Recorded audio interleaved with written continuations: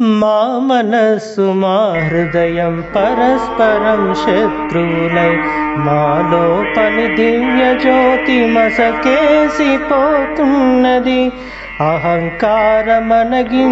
మమకారం తొలగించి, అహంకారమనగించి మమకారం తొలగించి, చేయూతనిచ్చి మమ్ము చేరదీసుకో.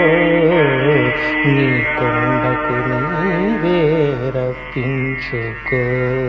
ఆపద మ్రొక్కులు మా చేయిపించుకో. నీ కొండకు నీవే రప్పించుకో.